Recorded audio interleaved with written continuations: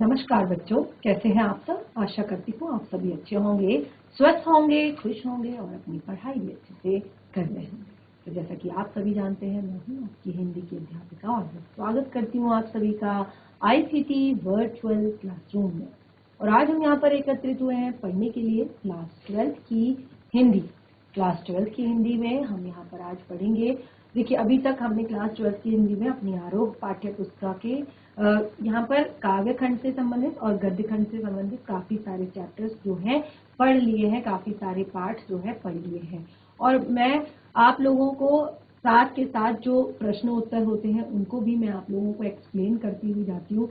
तो अभी तक आप लोग को जितने भी आपके चैप्टर हो चुके हैं उनको कॉपी में आप नोट डाउन करें, उनको कॉपी में लिखें और उसके बाद जो भी आपके डाउट होते हैं किसी भी चैप्टर से जुड़े हुए, क्योंकि अब आपके हाफ ईयरली एग्जाम भी आने वाले हैं। तो हाफ ईयरली एग्जाम में जब बोर्ड क्लासेस होती हैं उनका लगभग आपका सारा जो जितना चैप्टर है उतना हम कंप्लीट कराने की कोशिश करते हैं। लेकिन जितना भी अभी तक हो पाया है उसको अच्छे से रिवाइज करें और उसमें कोई भी दिक्कत, कोई भी परेशानी अगर है, कोई भी प्रॉब्लम अगर है तो उसको आप नेक्स्ट सेशन में अपने डाउट्स रखेंगे, अपनी समस्या रखेंगे। क्योंकि ऐसे नहीं चलेगा कि हम पूरे चैप्टर के चैप्टर्स पढ़ते जा रहे हैं, प्रश्न उत्तर करते जा रहे हैं, हमारे पाठ यहाँ से कंप्लीट होते जा रहे हैं और कविता हम पढ़ रहे हैं, भावार्थ सब कुछ पढ़ रहे हैं, लेकिन हमने ना तो कॉपी में कुछ नोट डाउन किया है और ना ही हमें कुछ समझ में आया है। ऐसा बिल्कुल नहीं होना चाहिए। जितना भी अभी तक पढ़ा दिया गया है उसमें से उसका आप जो भी आपको उसमें से जो भी डाउट है, जो भी चैप्टर ऐसा है कि आपको समझ नहीं आया है, उस पार्ट को आप एक बार जरूर यहाँ पर डिस्कस कर लें, उसको रिवाइज करवाया जाएगा। क्योंकि आप बोर्ड एग्जाम है आपके और सारे चैप्टर्स आपके लिए बहुत ज्यादा महत्वपूर्ण होते हैं। आज का चैप्टर है हमारा आपकी आरोह पाठ्य पुस्तिका के गद्य खंड से संबंधित। चैप्टर का नाम है काले मेघा पानी दे। चैप्टर लिखा गया है धर्मवीर भारती जी द्वारा। तो इस पाठ में, जैसे कि पाठ का नाम है काले मेघा पानी दे, तो जो गांव के बच्चे हैं वो मेघों से, जब बहुत टाइम से वर्षा नहीं हो रही है तो उस टाइम पे कैसे उनका एक तरीका है कि वो इस तरह से करते हैं। एक उनका एक तरह से विश्वास कह सकते हैं उस चीज में, कि एक उनका विश्वास है कि इस तरह का अगर वो करें, इस तरह से अगर वो करेंगे, ऐसे अगर वो करेंगे तो इंद्रदेव भगवान खुश होंगे और उनको पानी देंगे। तो पूरा जो चैप्टर है उसमें छोटे छोटे बच्चों के गांव के बच्चों की टोली होती है और वो पूरे बिना वस्त्र पहने शरीर पर गांव में घूमते हैं और पूरे सबके घरों में जाकर वो आवाज लगाते हैं, काले मेघा पानी दे गुड़धानी दे। और गांव के लोग उनके ऊपर पानी डालते हैं और इस तरह से वो कीचड़ में बिल्कुल लथपथ हो जाते हैं। और ये उनका एक कहना है कि इस तरह से करने से इंद्र भगवान जो है प्रसन्न होते हैं और पानी देते हैं, वर्षा करते हैं। तो हम शुरू करते हैं अपने चैप्टर को। चैप्टर बहुत ही ज्यादा इंटरेस्टिंग है, बहुत ही ज्यादा महत्वपूर्ण है। तो बिल्कुल रेडी हो जाइए आप सभी इस पाठ को पढ़ने के लिए, साथ ही साथ समझने के लिए। तो सबसे पहले पाठ को शुरू करने से पहले हम यहाँ पर धर्मवीर भारती जी का जीवन परिचय एक बार पढ़ लेते हैं। जब भी आपके एग्जाम में ये सारी चीजें आती हैं तो आपको एग्जाम में इन्हें कोई भी चाहे गद्यांश आए आपको पढ़कर पाठ और उसके लेखक का नाम लिखना होता है, चाहे काव्यांश आए उसमें आपको पाठ और उसके कवि का नाम लिखना होता है। तो बिल्कुल यहाँ पर पाठ लिखा गया है धर्मवीर भारती जी द्वारा। पढ़ लेते हैं हम उनके जीवन परिचय को। जन्म 1926, इलाहाबाद उत्तर प्रदेश। प्रमुख रचनाएं कनुप्रिया, 7 गीत वर्ष, ठंडा लोहा, ये इनके कविता संग्रह हैं। बंद गली का आखिरी मकान, ये इनका कहानी संग्रह है। सूरज का 7वां घोड़ा, गुनाहों का देवता, ये इनके उपन्यास हैं। कविता संग्रह भी इनके यहाँ पर दिए गए हैं, कहानी संग्रह भी दिए गए हैं, उपन्यास भी दिए गए हैं और अंधा युग जो कि गीत नाट्य है ये भी यहाँ पर दिया गया है। साथ ही पश्यंती, कहानी अनकही, मानव मूल्य और साहित्य, ठेले पर हिमालय, ये इनके निबंध संग्रह हैं। तो इस तरह से इनके जन्म और प्रमुख रचनाएं, साथ ही प्रमुख सम्मान जो इनको दिए गए हैं। तो यहाँ पर धर्मवीर भारती जी को पद्मश्री, व्यास सम्मान, साहित्य के कई अन्य राष्ट्रीय पुरस्कार यहाँ पर इनको मिले हुए हैं या दिए गए हैं। निधन सन 1997 में 1997 में इनका निधन हो गया था। इस तरह से यहाँ पर जो चैप्टर है हमारा काले मेघा पानी दे, चैप्टर जो है ये मैंने आपको बताया कि लोक प्रचलित विश्वास और विज्ञान के द्वंद का सुंदर चित्रण यहाँ पर किया है। देखिए, केवल ये अंधविश्वास हम इस चैप्टर को नहीं कहेंगे, इस चैप्टर को हम कहेंगे विश्वास और विज्ञान के द्वंद का सुंदर चित्रण। क्योंकि आप देखेंगे आगे जब आप चैप्टर पढ़ेंगे तो दोनों चीजें आपको यहाँ पर क्लियर होंगी। जैसे विश्वास में हमने कहा कि उनका विश्वास है कि जब इस तरह से गांव के लोग उनमें पानी डालते हैं, बच्चों के ऊपर पानी डालते हैं, तो इंद्रदेव खुश होते हैं और जल बरसाते हैं। तो विश्वास का यहाँ पर विज्ञान का अपना तर्क है और विश्वास में अपनी सामर्थ्य है। कौन कितना सार्थक है, यह प्रश्न पढ़े लिखे समाज को उद्वेलित करता है। इस दुविधा को लेकर लेखक ने पानी के संदर्भ में एक जो प्रसंग रचा है कि आषाढ़ का पहला पखवाड़ा बीत जाने के बाद भी खेती और बहुकाज के प्रयोग के लिए पानी न होने की वजह से जीवन चुनौतियों का घर बन जाता है। यानी कि आषाढ़ मास, देखिए वैसे तो वर्षा जो है ज्येष्ठ मास में ही स्टार्ट हो जाती है, लेकिन यहाँ पर आषाढ़ का आधा पखवाड़ा बीत चुका है, फिर भी वर्षा नहीं हो रही है और इसके कारण खेती और बहुकाज यानी कि क्योंकि पानी जो है सबसे पहली नीड है हमारी, सबसे ज्यादा जरूरत है हमारी, सबसे बड़ी जरूरत है हमारी, तो बहुकाज के प्रयोग के लिए पानी ना हो तो जीवन चुनौतियों का घर बन जाता है। एक तरह से बहुत बड़ी चुनौती है पानी का ना होना। उन चुनौतियों का निराकरण विज्ञान न कर पाए तो उत्सव धर्मी भारतीय समाज चुप नहीं बैठता। जब इन चुनौतियों का निराकरण विज्ञान नहीं कर पाता है, साइंस नहीं कर पाता है, तो उस समय यहाँ पर ये जो उत्सव धर्मी लोग होते हैं, उत्सव धर्मी हमारा जो भारतीय समाज है, ये चुप नहीं बैठता है, ये किसी जुगाड़ में लग जाता है, यानी कि अलग तरह से अपना काम निकालने की कोशिश करता है, बहुत सारे प्रपंच रचता है, हर कीमत पर जीवित रहने के लिए अशिक्षा और बेबसी के भीतर से उपाय और काट की खोज करता है। तो ऐसे में ये जो चैप्टर है यहाँ पर इस संस्मरण में दिखाया है। देखिए, एक संस्मरण विधा में लिखा गया ये पाठ है और इस संस्मरण में दिखाया है कि किस तरह से जो बच्चे हैं, जो गांव के जो लोग हैं, वो अपना विश्वास जो है दिखाते हैं, अपना विश्वास प्रदर्शित करते हैं। तो शुरू करते हैं अपने चैप्टर को, ध्यान पूर्वक समझने का प्रयास कीजिएगा। काले मेघा पानी दे, उन लोगों के नाम थे इंदर सेना या मेंढक मंडली। उन लोगों के दो नाम थे। लेखक कहते हैं उन लोगों के दो नाम थे, इंदर सेना या मेंढक मंडली। कोई उन्हें इंदर सेना कहता था तो कोई उन्हें मेंढक मंडली कहता था। उनके नग्न स्वरूप शरीर यानी कि उन्होंने कपड़े नहीं पहने होते थे शरीर पर। छोटे छोटे बच्चों का झुंड है, कपड़े बदन पर नहीं है, और उनकी उछल कूद, उनके शोर शराबे के कारण शोर शराबे और उनके कारण गली में होने वाले कीचड़ कांदों से चिढ़ते वे उन्हें कहते थे मेंढक मंडली। दो तरह के लोग थे और उसी तरह से दो तरह के उनके नाम भी थे।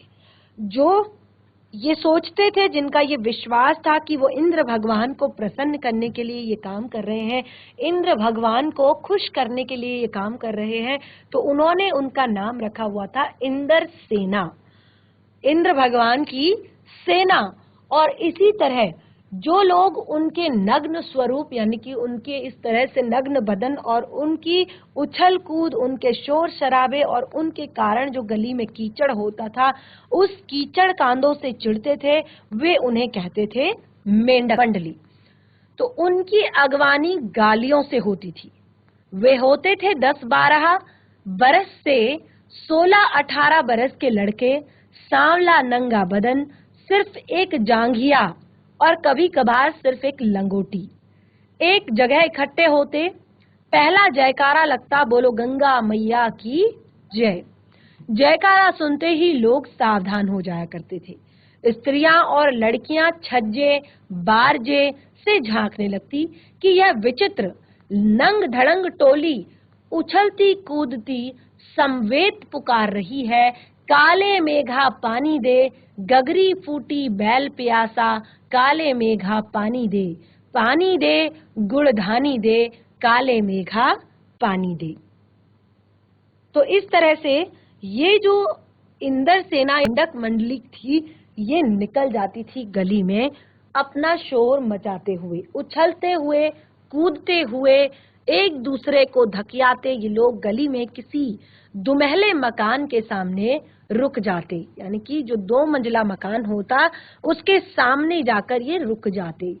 पानी दे मैया, इंद्र सेना आई है, आवाज लगाते, पानी दे मैया, इंद्र सेना आई है।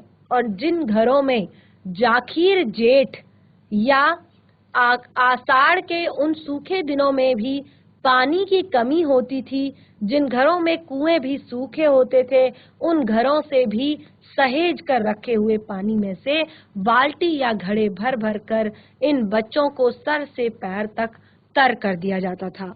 भले ही देखिए ये एक विश्वास ही तो है, भले ही जिन घरों में आखिरी जेठ या आषाढ़ के शुरू होते ही सूखे के दिनों में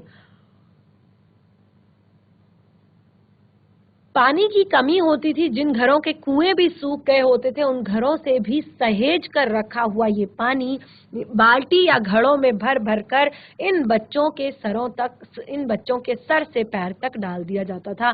ये भीगे बदन मिट्टी में लोट-पोट करते रहते थे। पानी फेंकने से पैदा हुए कीचड़ में ये लथपथ हो जाते थे। हाथ, पांव, बदन, मुंह, पेट सब गंदा कीचड़ मलकर फिर हांक लगाते, बोलो गंगा मैया की जय। और फिर मंडली बांधकर उछलते कूदते अगले घर की ओर बादलों को टेरते हुए, यानी कि बादलों को आवाज लगाते हुए कहते, काले मेघा पानी दे। वे सचमुच ऐसे दिन होते जब गली मोहल्ला, गांव शहर, हर जगह लोग गर्मी में भुनकर त्राहिमाम कर रहे होते। जेठ के 10 तपा बीतकर आषाढ़ का पहला पखवाड़ा भी बीत चुका है, पर क्षितिज पर कहीं बादल की रेख भी नहीं दिखती। कुएं सूखने लगते हैं, नलों में तो बहुत कम पानी आता है और आता भी है तो आधी रात को मानो खौलता हुआ पानी। शहरों की तुलना में गांवों की हालत और भी ज्यादा खराब होती थी। जहां जुताई होनी चाहिए वहां मिट्टी के खेत सूखकर पत्थर हो जाते, फिर उनमें पपड़ी पड़कर जमीन फटने लगती। लू ऐसी चलती कि चलते चलते आदमी आधे रास्ते में लू खाकर गिर पड़े।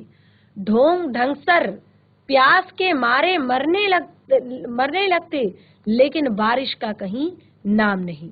ऐसे में पूजा पाठ कथा विधान सब करके लोग अंतिम जब ये सब करके जब वो हार जाते, तब अंतिम उपाय के रूप में निकलती थी ये इंद्र सेना।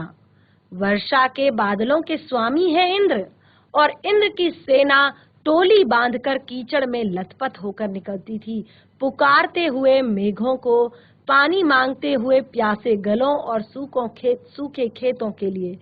पानी की आशा पर जैसे सारा जीवन आकर टिक गया हो।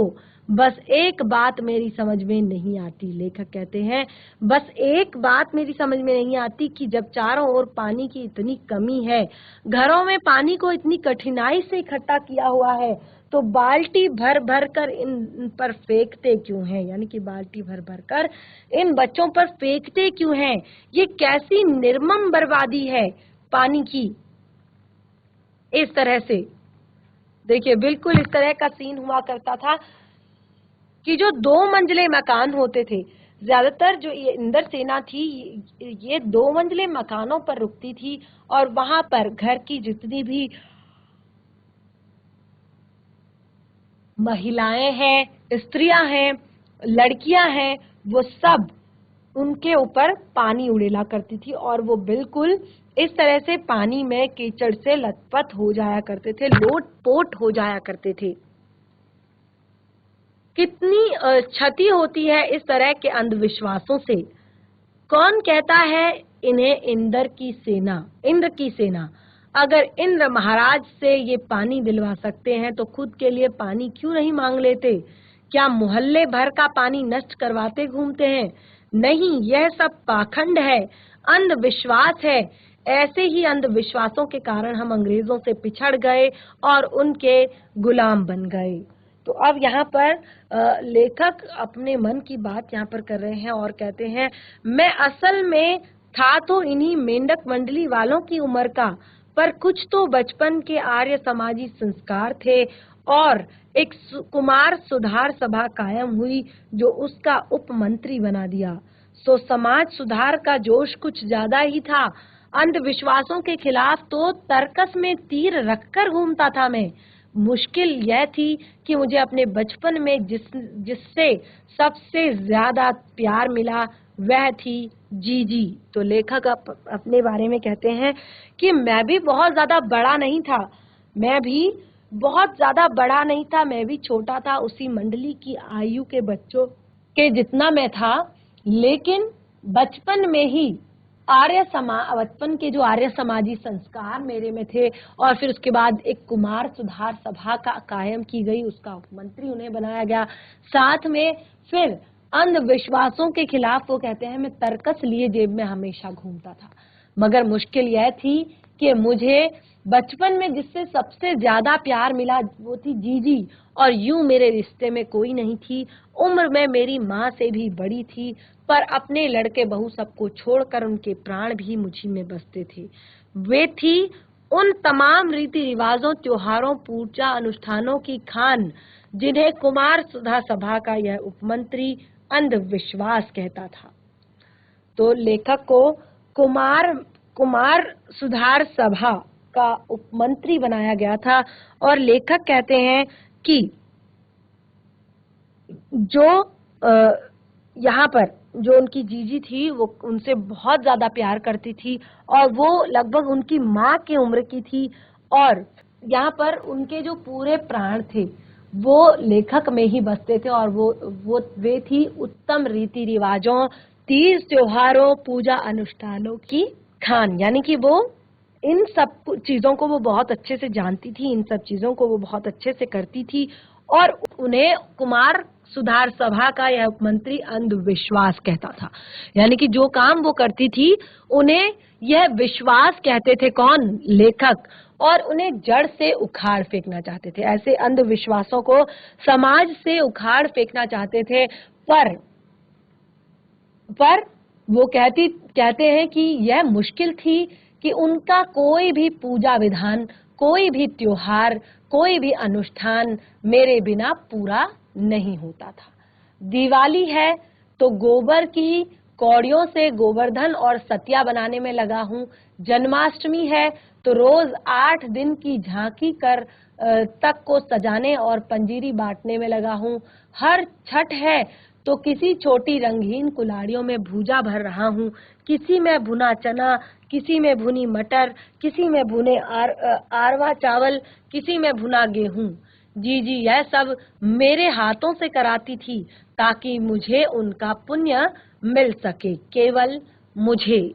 अब लेखक कहते हैं कि लेकिन इस बार मैंने साफ इनकार कर दिया, नहीं फेंकना मुझे बाल्टी भर भर कर पानी इस गंदी मेंढक मंडली पर। लेखक कहते हैं कि इस बार मैंने बिल्कुल साफ इनकार कर दिया कि मुझे नहीं फेंकना बाल्टी भर भर कर पानी इन गंदी मेंढक मंडलियों पर। जब जीजी बाल्टी भरकर पानी ले गई तो उनके बूढ़े पांव डगमगा रहे थे। हाथ कांप रहे थे, तब मैं अलग मुंह फुलाए खड़ा रहा। शाम को उन्होंने लड्डू मठरी खाने को दिए तो मैं उनके हाथ से अलग खिसक गया, मुंह फेर कर बैठ गया। जब जीजी से बोला भी नहीं। पहले भी वे तमतमाई, लेकिन ज्यादा देर तक वह मुझसे गुस्सा नहीं रह मतलब ज्यादा देर तक लेखक कहते हैं कि मुझसे गुस्सा नहीं रहा गया। आस पास आकर मेरा सर अपनी गोद में रखकर बोली, देख भैया, रूठ मत, मेरी बात सुन, यह सब अंधविश्वास है। हम सब इन्हें पानी नहीं देंगे तो इंद्र भगवान हमें पानी कैसे देंगे। मैं कुछ बोल न पाती। फिर जीजी बोली, तू इसे पानी की बर्बादी समझता है, पर यह बर्बादी नहीं, यह पानी का अर्घ्य चढ़ाते हैं। जो चीजें मनुष्य पाना चाहता है, देना तो होगा। इसीलिए ऋषि मुनियों ने दान को सबसे ऊंचा स्थान दिया है। यानी कि जो भी दान करते हैं, जो भी पुण्य करते हैं, ऋषि मुनियों ने उसको सबसे ऊंचा स्थान दिया है। ऋषि मुनियों को काहे बदनाम करती हो जीजी? क्या उन्होंने कहा था कि आदमी बूंद बूंद पानी को तरसेगा तब कीचड़ में पानी बहाओ? तो देखिए, उनका जो पॉइंट ऑफ व्यू है, उनका जो सोचने की जो शक्ति है, वो बिल्कुल सही है। क्योंकि वो लेखिका कहती हैं कि जब उन्होंने कहा कि जब उन्होंने पानी भरा, कहा था कि जब आदमी बूंद बूंद पानी को तरसेगा तब पानी कीचड़ में बहाओ। यानी कि यहाँ पे लेखक कहते हैं कि ऋषि मुनियों के को काहे बदनाम करती हो जीजी? क्या उन्होंने कहा था कि जब आदमी बूंद बूंद पानी को तरसेगा तब पानी कीचड़ में बहाओ, वेस्ट करो। कुछ देर चुप रही जीजी, फिर मठरी मेरे मुंह में डालती हुई बोली, देख, बिना त्याग के दान नहीं होता। अगर तेरे पास लाखों की रुपए हैं, अगर तेरे पास लाखों के रुपए हैं और तू उसमें से तू 2-4 रुपए किसी को दे दे तो क्या त्याग हुआ? त्याग तो वह है जो चीज तेरे पास है, और चाहे वो कम भी है, जिसकी तुझको जरूरत भी है, तो अपनी जरूरत को पीछे रखकर दूसरों के कल्याण के लिए उसे दे दे, तो वही सबसे बड़ा त्याग होता है, वही सबसे बड़ा त्याग होता है। पर लेखक कहते हैं, मगर मैं जिद पर अड़ा रहा। फिर जीजी बोली, देख, तू तो अभी से पढ़ लिख गया है, मैं तो गांव के मदरसे का भी मुख नहीं देखा। मैंने तो गांव के मदरसे का भी मुख नहीं देखा, पर सड़क पर एक बात देखी है कि अगर 30-40 मन गेहूं उगाना है तो किसान को 5 सेर अच्छा गेहूं अपने पास लेकर जमीन में क्यारियां बनाकर फेंक देना चाहिए। बुआई किसे कहते हैं? अब अच्छा, यह जो सूखे हम अपने घर का पानी इन पर फेंकते हैं, वह भी बुआई, उसे भी बुआई कहते हैं। जो सूखे अपने घर का पानी इधर उधर फेंकते हैं, वो बुआई होता है। और गली गली में बोएंगे कि शहर कस्बा गांव पर पीने वाले बादलों की फसल आएगी। हम बीज बनकर धरती को पानी देंगे। फिर से काले मेघा से पानी मांगते हैं, काले मेघा पानी दे गुड़धानी दे। सब ऋषि मुनि कह गए कि खुद पहले दो, तब देवता तुम्हें चौगुना और अठगुना करके लौटाएंगे। यानी कि खुद को पहले दो, और फिर जो देवता आएंगे तुम्हारे इस कृत्य से, वो बहुत ज्यादा खुश होंगे, बहुत ज्यादा प्रसन्न होंगे, और वो तुम्हें कहेंगे कि जब सूखे अपने घर को पानी फेंकते हैं तो यह भी एक बुआई है। पानी गली में बोएंगे तो सारे शहर कस्बा गांव पर पीने वाले बादलों की फसल आ जाएगी। हम बीज बनाकर पानी देते हैं, फिर काले मेघा से पानी मांगते हैं। सब ऋषि मुनि कह गए हैं कि पहले तो तब देवता तुम्हें चौगुना अठगुना करके लौटाएंगे। भैया, यह तो हर आदमी का आचरण है, जिससे सबका आचरण बनता है। यथा कथा तथा प्रजा सिर्फ नहीं सच है। सच यह भी है कि यज्ञ प्रथा तथा राजा यदि तो गांधी जी महाराज कहते हैं, जीजी का एक लड़का राष्ट्रीय आंदोलन में पुलिस की लाठी खा चुका है, तब से जीजी गांधी महाराज की बात अक्सर करने लगी है। इन बातों को आज 50 से अधिक बरस होने को आए हैं, 50 से अधिक वर्ष हो गए हैं और ज्यों के त्यों मन पर दर्ज हैं। कभी कैसे संदर्भों में ये बात मन को कचोटती है। आज देश के लिए करते क्या है? मांगे हर क्षेत्र में बड़ी बड़ी है, पर त्याग कहीं पर निशान नहीं है। अपना स्वार्थ आज एकमात्र लक्ष्य है। हम चटकारे लेकर उसके लिए भ्रष्टाचार की बातों पर क्या कभी हंसना, भ्रष्टाचार की बातों पर क्या कभी हमने जांचा है कि अपने स्तर पर, अपने दायरे में हम उस भ्रष्टाचार के अंग तो नहीं बन रहे हैं। यानी कि भले ही आप भ्रष्टाचार नहीं कर रहे हैं, भले ही आप कोई भी काम नहीं कर रहे हैं, पर क्या कभी हमने ये जानने की कोशिश की कि अपने स्तर पर, अपने दायरे में हम उसी भ्रष्टाचार के अंग तो नहीं बन गए हैं। यानी कि घर पर भी बच्चों की आदत होती है ना कि बहुत ज्यादा अलग अलग तरह से अपने काम करना, अलग अलग तरह से घर में गंदगी करना। तो इससे क्या होता है कि यहाँ पर जो भ्रष्टाचार है उसके लिए ये उसी का जो में जो भी चीजें हैं वो अंग, भ्रष्टाचार के अंग तो नहीं बन रहे हैं, ये देखा जाएगा। काले मेघा दल के दल उमड़ते हैं, पानी झमाझम बरसता है, पर गगरी फूटी की फूटी रह जाती है, बैल प्यासे के प्यासे रह जाते हैं। आखिर कब बदलेगी ये स्थिति? आखिर कब बदलेगी ये स्थिति कि अपने स्तर पर, अपने दायरे में हम उसी भ्रष्टाचार के अंग तो नहीं बन रहे हैं। काले मेघा दल के दल उमड़ते हैं, पानी झमाझम बरसता है, गगरी फूटी की फूटी रह जाती है, बैल प्यासे के प्यासे रह जाते हैं। आखिर कब बदलेगी ये स्थिति? आखिर कब बदलेगी ये स्थिति?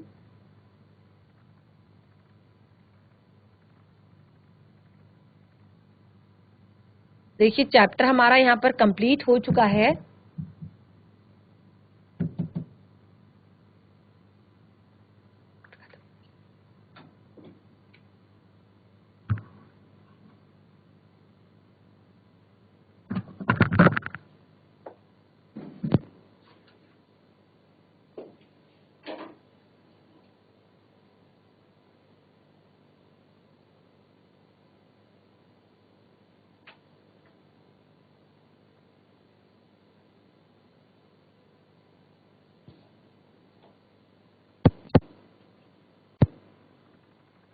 तो बच्चों आज का जो हमारा चैप्टर है धर्मवीर भारती जी द्वारा लिखा गया काले मेघा पानी दे, ये चैप्टर हमारा कंप्लीट हो चुका है।